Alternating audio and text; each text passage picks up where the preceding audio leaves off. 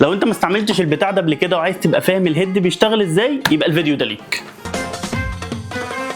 لسه لابساني سنان وتمرجي، خد بنصيحتي تدور واجري. لسه لابساني سنان وتمرجي، خد بنصيحتي تدور واجري. بتنزل اماكن تصوير كتير قوي وبتلاقي ناس معاها حاجه زي كده وبتصور بيها. ايه الجهاز ده؟ ده هيد.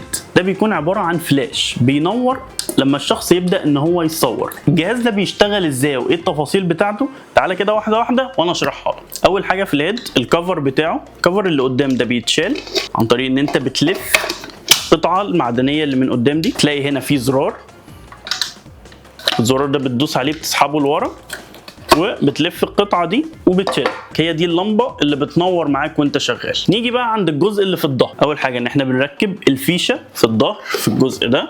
زي ما انت شايف كده الجهاز ده بيبقى فيه زراير وفيه شاشه. اول حاجه هنا زرار الاون، مجرد ما تشغله هتلاقي ان الهيد اشتغل معاك والشاشه نورت. طيب ايه الشاشه دي؟ الشاشه دي اللي بتقول لك كل المعلومات الخاصه بالهيد، سواء الباور بتاعه، سواء هو على اس 1 ولا على اس 2، التشانل بتاعته لان بيبقى فيه اكتر من تشانل وهنتكلم عن الكلام ده بالتفصيل. الزراير ديت هي عباره عن ايه؟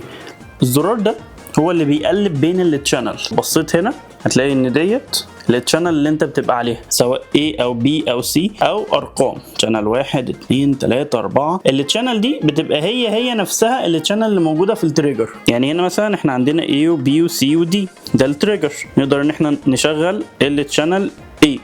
طيب عشان نشغل التشانل A ونبدا نتحكم فيها بالتريجر ونبدا نتحكم في الباور بتاعها، نعلي ونوطي. نبدا ان احنا نيجي عند الهيد ونخلي التشانل بتاعته، نقلب من هنا، الزرار ده بنقلب منه ونخليها ايه من خلال زرار التست اهو كده. ايه في التريجر لاقط مع الايه اللي في الهيد.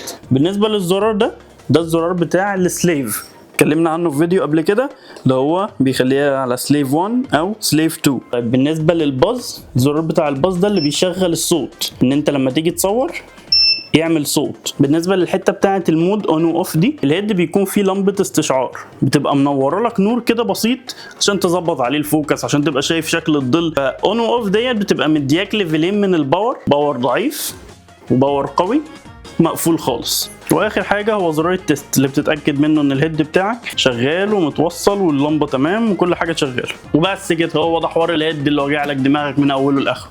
اعمل لايك بقى لو الفيديو عجبك، واكتب لي في الكومنتات لو عايز تستفسر عن اي حاجه، وما تتحرجش ان انت تسال، لان احنا لازم نسال ونتعلم، لازم نفهم بقى.